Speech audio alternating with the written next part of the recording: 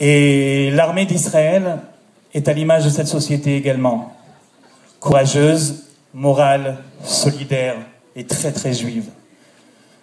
Et lorsque on est arrivé au passage de la Tfila que vous connaissez peut-être, Shomer Israël, Shmor She'erit Israël, Val Yovad Israël, Haomrim Shma Israël, protecteur d'Israël, protège ton peuple Israël, et en particulier fais en sorte que vivent tes enfants d'Israël qui proclament tous les jours Shema Israël.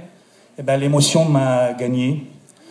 J'ai fermé les yeux et j'ai cru voir devant moi Yoshua bin Nun, David Amelech, Bar Kokhba, Yehuda Maccabi, Rabbi Akiva et Mordechai Yanilevitch. Et de là-haut, ils souriaient tous ensemble en regardant cette jeunesse.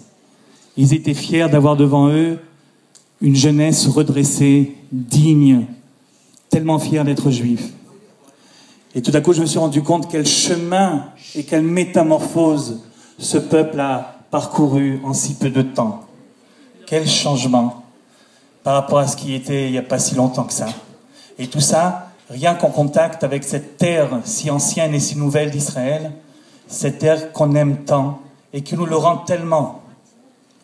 Cette terre qui nous apprend à nous redresser, à être des juifs fiers. Et aujourd'hui, en vous regardant, en sachant que vous êtes venus nous rejoindre cette année, j'éprouve cette même fierté.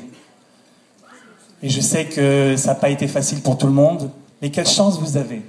Quelle chance nous avons de vivre cette aventure extraordinaire qui est l'aventure du retour du peuple juif en Eretz Israël, qu'aucun jaloux et qu'aucun envieux ne pourra casser. La plus grande aventure qui est arrivée au peuple juif depuis 2000 ans.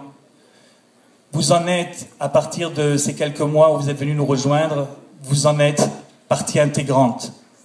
Je vous souhaite Bruchot Habaot, Bruchim Habaim.